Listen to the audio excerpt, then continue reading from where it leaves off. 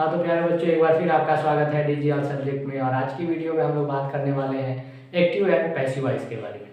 आप लोगों को पता है कि इंग्लिश ग्रामर में आप चाहे हाई स्कूल में हो, 9th में हो या इंटरमीडिएट में हो, दोनों क्लासों के लिए यानी दोनों लेवल के लिए आपको एक्टिव एंड पैसिव वॉइस आना जरूरी होता है। तो इसके लिए आज की क्लास में हम लोग देखेंगे interchanging of active and passive voice. पहले थोड़ा सा जान लेते हैं कि एक्टिव एंड पैसिव वॉइस होता क्या है। आप वैसे समझ सकते हैं, एक्टिव का मतलब ऐसे होता है कि आप देख रहे हैं कि आप एक्टिव हैं, आप ऑनलाइन चीज़ें जो भी चला रहे हैं, यूज कर रहे हैं, तो वहाँ पे आपको अगर वहाँ पे अवेलेबल है तो क्या होता है, वहाँ पे एक्टिव दिखाता है। और वही जब आप वहाँ से ऑफलाइन हो जाते हैं तो इनएक्टिव हो जाता है। यानी एक्टिव का मतलब होता है कि सकर्मक, यानी एक्टिव रहना, यानी कार्यात्मक होना। यानी यहाँ पे इसका मतलब है कि ये जो एक्टिव वॉइस के वाक्य होते हैं वो कर्ता प्रधान होते हैं। क्या होते हैं? कर्ता प्रधान। यानी यहाँ पे सब्जेक्ट की वैल्यूएबल ज़्यादा होती है। लेकिन वही जब हम पैसिव वॉइस में जाते हैं तो पैसिव वॉइस के वाक्य जो होते हैं वो कर्म प्रधान हो जाते हैं। क्या होते हैं? कर्म प्रधान। लेकिन हमें ये ध्यान रखना है कि जब भी हम एक्टिव से पैसिव वॉइस में कन्वर्ट करेंगे तो वहाँ पे हमें ये चीज़ देखना है कि इसमें आपको हमेशा मिलेगा एक सब्जेक्ट और उसके साथ क्रिया और ऑब्जेक्ट। इसमें जब जाएंगे तो हमें सबसे पहले लाना होगा ऑब्जेक्ट। यानी ये जरूरी है कि एक्टिव से पैसिव बनाते समय हमारे पास ऑब्जेक्ट अवेलेबल होना चाहिए। तो चलिए इस तरह से आज की वीडियो को हम लोग शुरुआत करते हैं। एक्टिव एंड पैसिव वॉइस बनाने के लिए सबसे पहले सेंटेंस के बारे में हम लोग जिसके बारे में पढ़ने वाले हैं वो है असर्टिव। आप लोगों को पता है सेंटेंस के बारे में, तो पहले सेंटेंस के बारे में पढ़ेंगे असर्टिव सेंटेंस, और इससे होने वाले इसमें जो भी चेंजेस होते हैं इसके बारे में हमें पढ़ना है। असर्टिव सेंटेंस में यानी जो कथनात्मक वाक्य होते हैं इसमें आपको दो तरह के वाक्य मिल जाएंगे। एक आपको मिलेगा अफर्मेटिव, जिसको पॉजिटिव कहते हैं, अफर्मेटिव सेंटेंस, और इसका दूसरा होता है नेगेटिव सेंटेंस। यानी इसके बारे में आप लोग पहले से पढ़ते आ रहे हैं, मालूम है आपको, हिंदी से इंग्लिश ट्रांसलेशन में पढ़ते हैं तो ये चीज़ें देख सकते हैं आप, आपको मालूम है। अफर्मेटिव सेंटेंस यानी सकारात्मक वाक्य और नेगेटिव सेंटेंस यानी नकारात्मक। आप एक और पढ़ते हैं इंट्रोगेटिव, वो अलग सेंटेंस होता है। तो इसमें भी हम लोग को टेंस के अनुसार पढ़ना है। यानी टेंस में अगर हम पढ़ते हैं प्रेजेंट टेंस के लिए जो भी टेंस है, यानी प्रेजेंट टेंस का हम लोग अगर पैसिव वॉइस पढ़ेंगे तो इसके लिए आपको ध्यान रखना है कि आप इंडेफिनिट का पढ़ रहे हैं। यानी प्रेजेंट इंडेफिनिट के वाक्यों का हमें क्या करना है, पैसिव वॉइस बनाना है।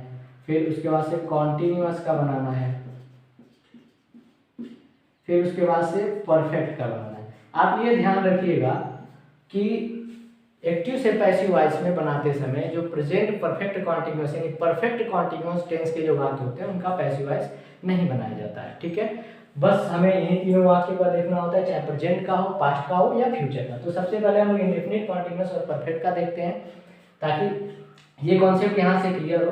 तो इसके लिए कुछ जरूरी रूल्स हैं कि हम एक्टिव से पैसिव वॉइस में बना रहे हैं तो उनके रूल क्या हैं, किस आधार पे हम बदलते हैं। तो आप कुछ चीज़ें देख लीजिए जहाँ पे चेंज होता है, बदलाव होता है। हमेशा आपको बताया गया है कि अगर आप एक्टिव में पढ़ते हैं उसमें और अगर वही पैसिव में जाते हैं उसमें क्या चीज़ें चेंजेस आती हैं उसको देखना है। यहाँ पे मैं बताया हूँ आपको कि यहाँ पे सब्जेक्ट, उसके बाद से आप कोई भी टेंस बना रहे हैं उसकी हेल्पिंग वर्ब, और फिर वर्ब, उसके बाद से ऑब्जेक्ट। कुछ स्ट्रक्चर इस प्रकार का होता है।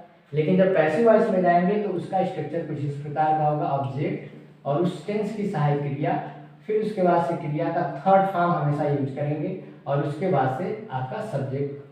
उससे पहले आप बाय यूज करते हैं और फिर क्या लिखेंगे, सब्जेक्ट। ये कुछ इस प्रकार का स्ट्रक्चर होता है एक्टिव से पैसिव के लिए। तो वन बाय वन करके हम लोग रूल को देखेंगे। सबसे पहले आप ध्यान रखिए कि स्ट्रक्चर यहाँ पे चेंज क्या होता है, ये और इसमें ये चीज, यानी जो सब्जेक्ट है वो ऑब्जेक्ट बनेगा, जो ऑब्जेक्ट है वो सब्जेक्ट बन जाएगा। ठीक है, और ज़्यादा कुछ चेंजेस इसमें आते हैं नहीं। हाँ, कुछ चीज़ें हैं जो बदलता है, यानी जो चीज़ें एक्टिव में है, यानी एक्टिव में है वो पैसिव में जाएगी तो किस समय बदलेगी वो देख लीजिए। इसमें ज़्यादा रूल होते नहीं है। जैसे मान लीजिए अगर सब्जेक्ट के रूप में आई आया है तो ये हो जाएगा मी, अब बाई लगा सकते हैं, वो लगा रहेगा। फिर वी अगर आता है तो वो चेंज हो जाएगा अस। फिर यू आएगा तो यू चेंज होगा, यू में ही आएगा तो ये चेंज होगा हिम, और सी अगर आता है तो ये चेंज हो जाएगा हर। दे अगर आएगा तो ये चेंज हो जाएगा दे। तो ये कुछ चेंजेस हैं जो एक्टिव से पैसिव में होते हैं। हाँ यही चीज़ फिर मान लीजिए अगर ये सब चीज़ें अगर एक्टिव में आया हो तो ये कन्वर्ट होगा, तो फिर इसमें कन्वर्ट हो जाएगा। ठीक है, ये चेंज। अब देखिए इंडेफिनिट के वाक्य को हम अगर देखते हैं यहाँ पे, तो आपको मालूम है कि एक्टिव सेंटेंस पढ़ते समय, यानी जब आपने प्रेजेंट इंडेफिनिट पढ़ा था हिंदी से इंग्लिश ट्रांसलेशन में, तो वहाँ पे आपने देखा होगा कि फार्मूला हम लोग यूज किए थे।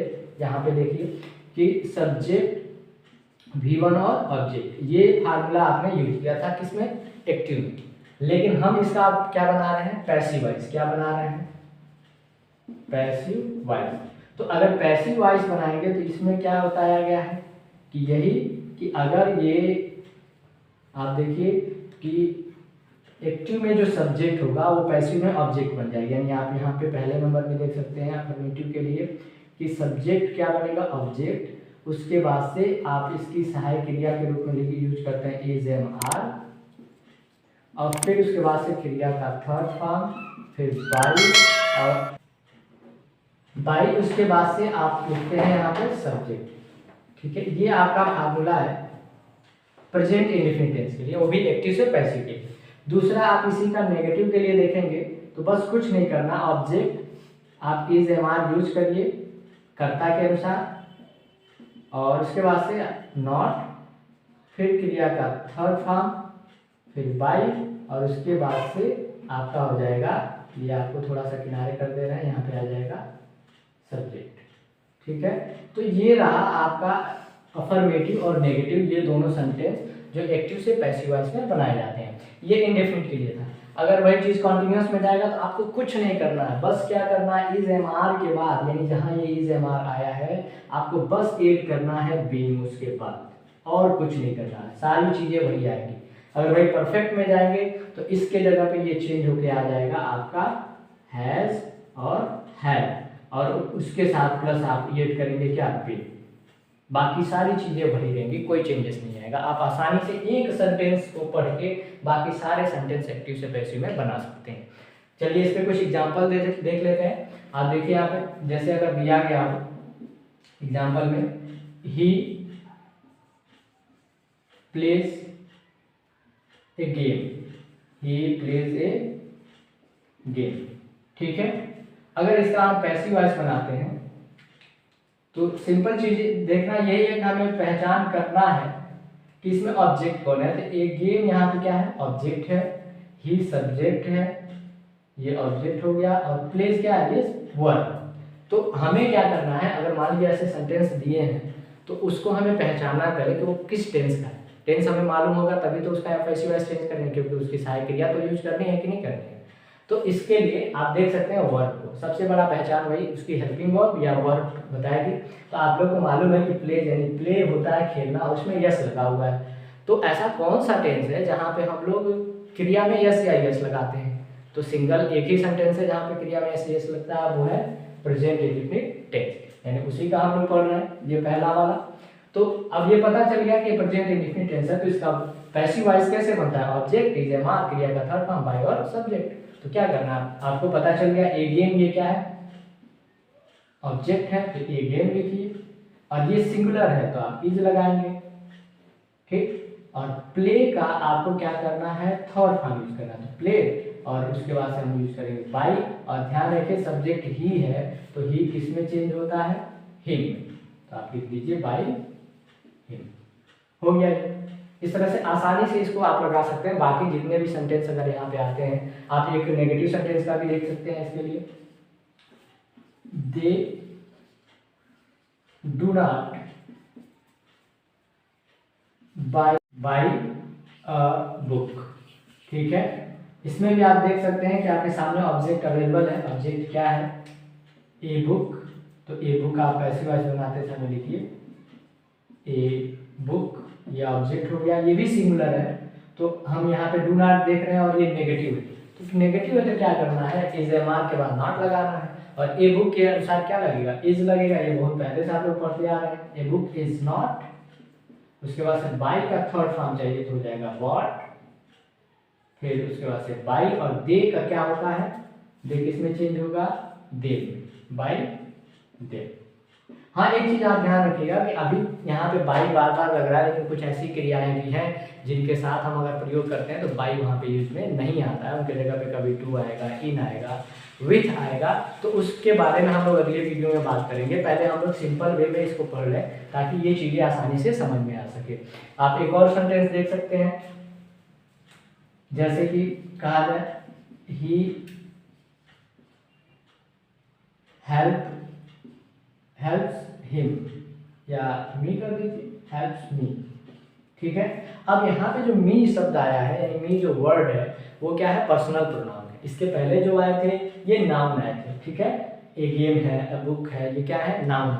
लेकिन यहाँ पे जो ऑब्जेक्ट के रूप में दिख रहा है मी, ये क्या है, पर्सनल प्रोनाउन है। अब इसको थोड़ा सा मैं और बढ़ा लूँ ताकि आपको एक चीज और सीखने को मिल जाए। मी, ही हेल्प्स मी,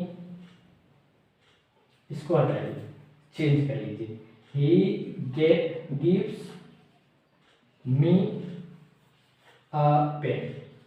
ताकि मैं जो चीज़ समझाने वाला था आपको कि एक साथ अगर दो ऑब्जेक्ट आ जाए तो ऐसे कंफ्यूजन रहती है कि सर बोलते हैं लोग कि अगर सर दो ऑब्जेक्ट आ जाए तो ऐसे किसको ऑब्जेक्ट बनाए, सब्जेक्ट बनाएंगे, ऐसे कंफ्यूजन होता रहता है। तो इसलिए मैं उसको क्लियर किया था, he gives me a pen. तो आप ध्यान से देख रहे हैं, गिव्स के बाद दो वर्ड आए हैं, ए पेन और मी। तो मी जो है वो पर्सनल प्रोनाउन है और ए पेन क्या है, नाउन है।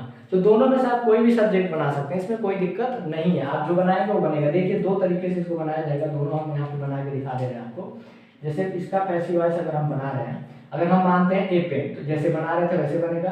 क्या होगा, ए पेन, इस सिंगुलर है तो इज, और अफर्मेटिव है तो गिव का थर्ड फॉर्म क्या होता है, गिवन। गिवन मी, उसके बाद बाय, और ही का क्या हो जाएगा, हिम। ठीक है, a pen is given me by him. एक अर्थ ये निकल गया आपका। ऐसे ही अगर इसको आप मानते हैं, इसको ऑब्जेक्ट मान के बनाते हैं, तो मी जो है आपको बताया गया है कि मी अगर पैसिव में है, यानी एक्टिव में मी आ गया तो किस में चेंज होगा, आई, यानी मी चेंज हो जाएगा आपका आई। फिर आई के साथ हम लोग क्या प्रयोग करते हैं, एम। क्या प्रयोग करेंगे, एम। हमेशा आपको मालूम है कि प्रेजेंट में है तो एम प्रयोग होगा यहाँ पे, आई एम। फिर गिव का third form given, I am given. फिर उसके बाद से क्या है, ए पेन यहाँ पे लिख लेंगे आप, और उसके बाद से बाई, और फिर क्या हो जाएगा, him. I am given a pen by him. इस तरीके से आप इस तरह के सेंटेंसों को बना सकते हैं। एक चीज और, ये तो रहा प्रेजेंट टेंस का, यानी प्रेजेंट इंडेफिनिट टेंस का। इसमें हम कह रहे हैं कि अगर कंटिन्यूअस का बनाना है, परफेक्ट का बनाना है, तो आपको फार्मूले में करना कुछ नहीं है। आपको क्या करना है, इज एम आर ऐसे ही रहेगा, बस उसके बाद क्या ऐड करना है, बी। क्या ऐड करना है, बी। बाकी जो रूल ऐसे बन रहे हैं ऐसे ही बनेंगे। आपको बस पहचान करना है कि वो कॉन्टिन्यूअस का सेंटेंस होना चाहिए। फिर उसके बाद से परफेक्ट का बना रहा है तो हैज या हैव के बाद क्या करेंगे, बिन लगाएंगे, यानी इज एम आर इसमें नहीं आएगा। इस वाले में क्या होगा, आपको इज एम और आर, इसके साथ आपको क्या करना है, बिन यूज करना, फिर बाकी सारी चीजें हो रहती है। लेकिन इस वाले में हैज हैव के साथ क्या करना है, बिन यूज करना है। तो आप चाहे तो इसको लिख सकते हैं, स्क्रीनशॉट ले लीजिए ताकि हम लोग अगले सेंटेंस पे चले। प्रेजेंट के बाद आपका पास्ट है।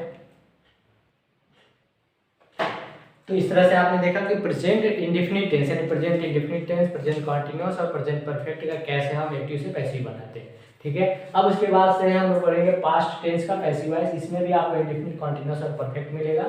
तो इंडेफिनिट के लिए जैसे कि वहां पे आप वाज या इज एम आर यूज किए थे, सिंपल चीज है, उसके जगह पे आपको उसको हटा देना है और वाज या वेयर यूज करना है। जैसे मान लीजिए ऑब्जेक्ट लिखा जाएगा वाज या वेयर, कर्ता के ऑब्जेक्ट के अनुसार क्रिया का थर्ड फॉर्म बाई और सब्जेक्ट, और नेगेटिव है तो वाज वेयर के बाद नॉट लगाते हैं। इसका एग्जांपल देखिए, उससे आपको ज्यादा समझ में आएगा। जैसे कहा जाए रावण किल्ड अ डियर। ठीक है, अब रावणा ऐसे लिखते हैं, रावणा किल्ड अ डियर, यानी इसकी हेल्पिंग वर्ब नहीं, इसकी वर्ब ये बता दिए कि ये वर्ब का सेकेंड फॉर्म है। और आप लोगों को मालूम है क्रिया का हम लोग यानी दूसरा फॉर्म कब प्रयोग करते हैं, पास्ट इंडेफिनिट पे। जैसे कि यस या यस हम लोग कब प्रयोग करते हैं, प्रेजेंट इंडेफिनिट टेंस में। वैसे ही क्रिया का सेकेंड फॉर्म का प्रयोग किया जाता है, पास्ट इंडेफिनिट टेंस में। तो ये हमें बताता है कि ये पास्ट इंडेफिनिट टेंस का सेंटेंस है और इसको हमें पैसिव वॉइस बनाना है। तो फिर वही चीज हमें पता करना है कि इसमें ऑब्जेक्ट क्या है। ऑब्जेक्ट क्या है, ए डियर। तो ए डियर आप लिखिए सबसे पहले, और ये सिंगुलर है तो इसलिए इसके साथ क्या प्रयोग किया जाएगा, वाज। यानी सिंगुलर है तो वाज और प्लूरल है तो वेयर। ए डियर वाज, फिर उसके बाद से किल्ड का थर्ड फॉर्म, उसके बाद से बाई और सब्जेक्ट में है रावण, ठीक है। A deer was killed by Ravan. तो इस तरह से ये आपका अफर्मेटिव सेंटेंस का हो गया। नेगेटिव का भी एक एग्जांपल आप देख सकते हैं, जैसे कि नेगेटिव में आपको क्या मिलेगा कि पास्ट इंडेफिनिट की सहायक क्रिया डिड होती है, तो ऐसे लिखा जाए he did not cook food yesterday, he did not cook food yesterday, ठीक है। अब इसका हमें पैसिव वॉइस बनाना है अगर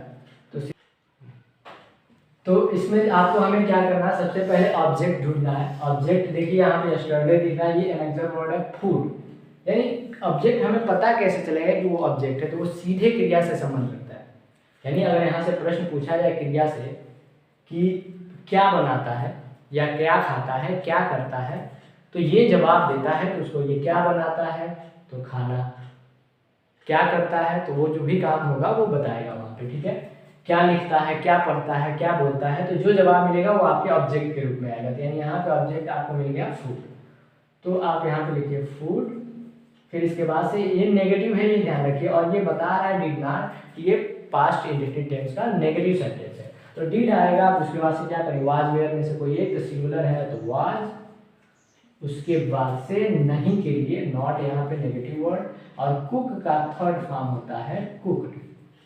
फिर यस्टरडे है तो आप पहले भी लिख सकते हैं बाद में भी लिख सकते हैं यस्टरडे, ठीक है। फिर बाय लगाइए और ही का क्या हो जाएगा him. Food was not cooked yesterday by him, या food was not cooked by him yesterday, जैसे लिखना चाहे लिख सकते हैं। तो ये इस तरह से देखा ना, ये अफर्मेटिव है और ये नेगेटिव है। ये पास्ट टेंस के इंडेफिनिट के लिए था। आप अगर कॉन्टिन्यूअस में बनाना चाहेंगे तो सेम वही चीज आपको क्या करना है, वाज या वेयर के साथ कुछ नहीं करना है, बस बीइंग पहले लाके लिख लेना है, बाकी सारी चीजें यही रहेंगी जो ऊपर थी। और परफेक्ट में जाएंगे तो यहाँ पे आपको मिल जाएगा हैड, यहाँ पे हैज हैव नहीं आएगा, हैड आएगा, इसके साथ आपको बीन यूज करना होगा पैसिव वॉइस बनाने के लिए। तो इसमें मैं एक एग्जांपल बता दे रहा हूँ, आप देख सकते हैं, और काफी इजी भी है। जैसे अगर कॉन्टिन्यूअस के बाद क्या है, कहा जाए कि she was playing a flute, flute समझते हैं बांसुरी, वह बांसुरी बजा रही थी। तो ये फ्लूट यहाँ पे ऑब्जेक्ट है और इसका पैसिव वॉइस बनाया जाएगा। तो पैसिव वॉइस बनाते समय हमें यही ध्यान रखना है कि ऑब्जेक्ट किस अवस्था में है, अवस्था मतलब थोड़ी देर और गैस नहीं, मतलब वो एक वचन है या बहुवचन है। तो ए फ्लूट, उसके बाद से सिंगुलर है तो वाज, और फिर क्या कहा गया है इसमें बीइंग यूज करना, तो आप बीइंग यूज कर लीजिए, BEING।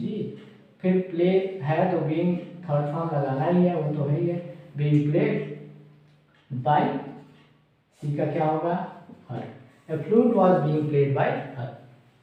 आप इस पे नेगेटिव बनाना हो तो she was not playing a flute, a flute was not being played by her, ठीक है। परफेक्ट का भी एग्जांपल देख लीजिए, आपको ऐसे दिया जाए कि दे हैड